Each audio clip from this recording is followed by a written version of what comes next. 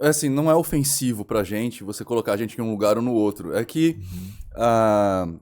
mago mesmo no público, assim, é muito pouco que tem. Então a gente gosta de levantar o nome pra falar, não, gente existe, a gente tá aqui. Então a gente, é só por isso. Não tem problema nenhum. A gente tem muito amigo bruxo, a gente faz coisas de bruxaria lá no templo, não Uhum. tem nenhum problema. Mas Pô, que... mas tem uma diferença do mago e o bruxo? Tem.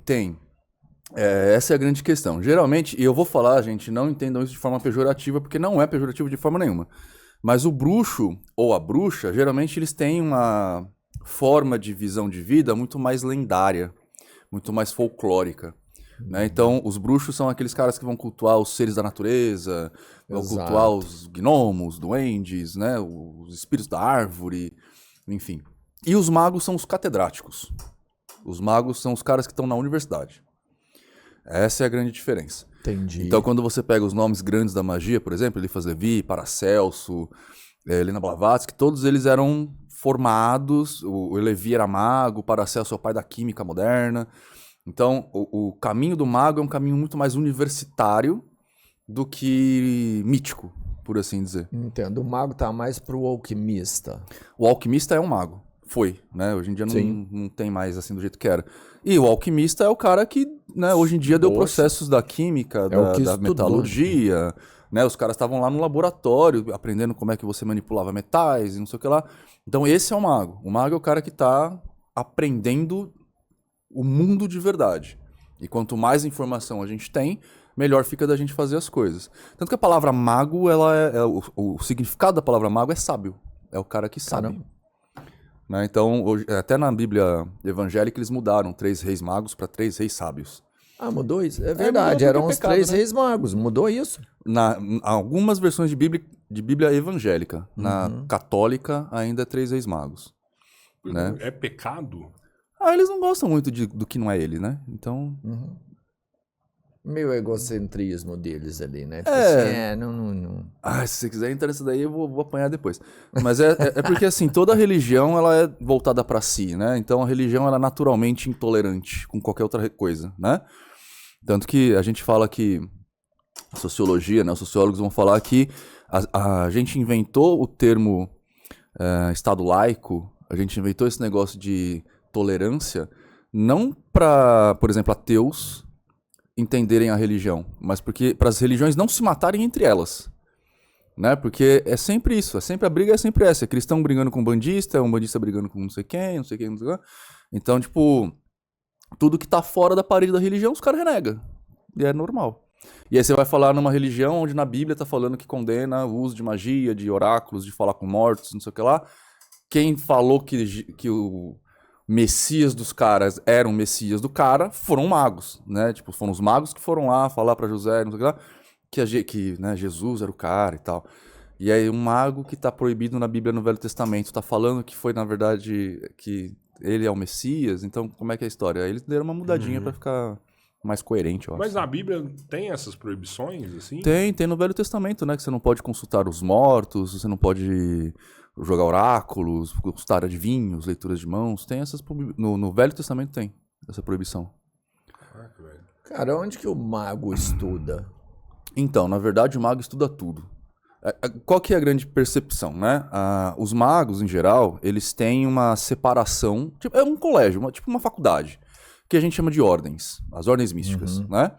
Então, todo mundo já ouviu falar de maçonaria. É Sim. uma ordem mística, tá? Tem a maçonaria, tem Rosa Cruz, tem IoT, que é Initiates of Thanateros, tem a Otto, que é Ordo Templi Orientis, tem a Ogon, que é a Ordem do Grande Oriente Místico, que são colegiados. É que nem a Hogwarts. É um Poxa. colegiado, né? A maioria desses lugares tem, inclusive, sede física, que as pessoas se reúnem para estudar a vida. Tudo, qualquer coisa. Eu sou pós-graduado em neuropsicologia, por exemplo. Né? Tipo, a minha pós-graduação foi feita por conta da magia. Eu não vou trabalhar com isso. Não sou neuropsicólogo de trabalhar. Mas eu fiz uma pós-graduação para entender melhor como é que funciona a mente e o cérebro, porque eu entendo como, né, no meu caminho de mágico, que a mente e o cérebro é o que manda na gente. Então eu comecei a entender os caminhos da mente e do cérebro para entender como o ser humano funciona para ajudar a propor respostas melhores para a vida dessas pessoas. Entende? E aí a gente vai aprendendo, e, enfim, vamos usando vários gatilhos mentais, várias coisas e tal. E o que é mais comum que todo mundo já viu são aquelas coisas de né, evocar demônio, anjo, esses bagulho, né? É do filme. É, tipo isso. Só que o que acontece? A gente faz. Isso daqui é muito famoso nos dias de hoje porque a gente fazia muito isso na Idade Média. Que é o último grande período, assim, que produzimos literatura forte sobre magia, né?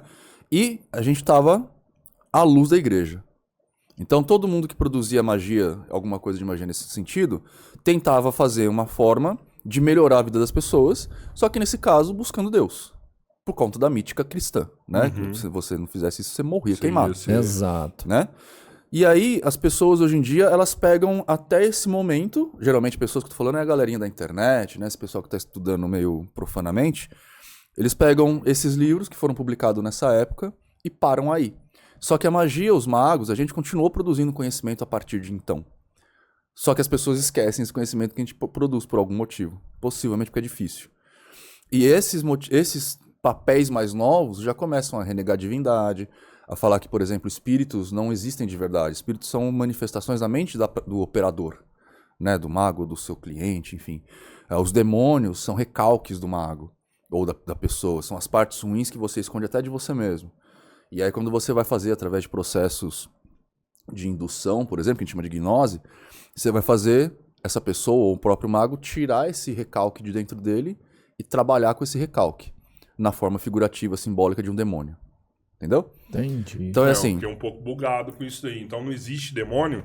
eu não acredito em demônio, em anjo, em Deus, em espírito, não acredito em nada disso. Espírito maligno? Inclusive uma das coisas que todo mundo... Possessão, essas paradas? Então, possessão existe, Com o Senhor Espírito. mas não precisa existir espírito pra isso. Ué, mas quem que vai possuir se não tem espírito? Então, cara, no Catálogo Internacional de Doenças tem o transtorno de possessão, Um CID. no CID. Que eu acho que é o 415, eu posso falar o número errado, eu não lembro o número de Tá. cor. Mas Caramba. tem transtorno de possessão no CID.